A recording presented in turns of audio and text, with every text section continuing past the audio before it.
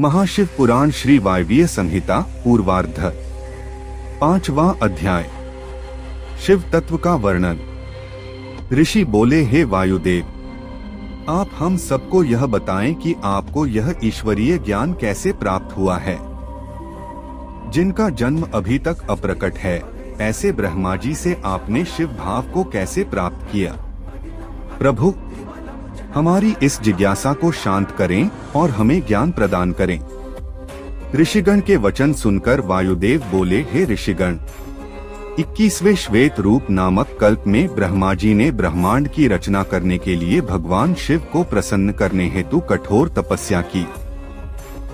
तब उनकी कठोर तपस्या से प्रसन्न होकर कल्याणकारी शिव ने उन्हें अपने स्वरूप के दर्शन दिए।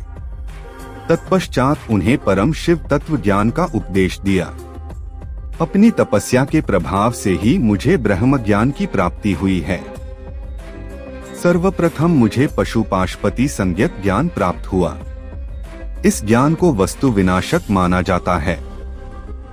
चेतन और प्रकृति दोनों का नायक ज्ञान ही है।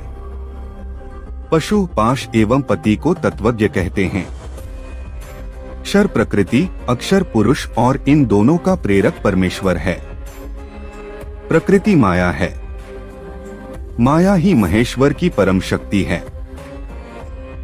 जीव अपने कर्मों का फल भोगने के लिए ही माया से आच्छादित रहता है। ऋषि बोले, हे वायुदेव, कालादि क्या है? उसका कर्म व फल क्या है?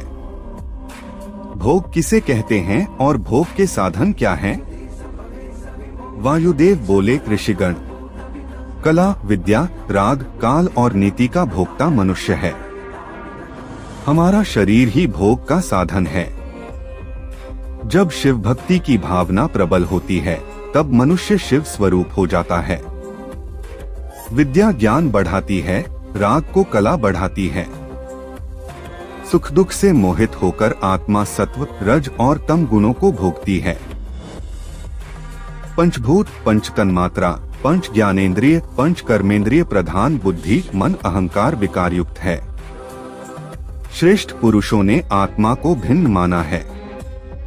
मनुष्य अपने कर्मों का ही फल भोगता है। ईश्वर सर्वज्ञ और अगोचर है। वह ही अंतर्यामी कहलाता है। शरीर तो दुखों की खान है। वह नश्वर है और नष्ट हो जाता है। संसार में आकर वह जन्म मरण के चक्र में घूमता रहता है। आत्मा कभी नहीं मरती, वह अमर है। आत्मा एक के बाद दूसरा शरीर धारण कर लेती है। जीवात्मा ज्ञानहीन होने के कारण सुख दुख भोगने के लिए स्वर्ग और नरक में जाती है।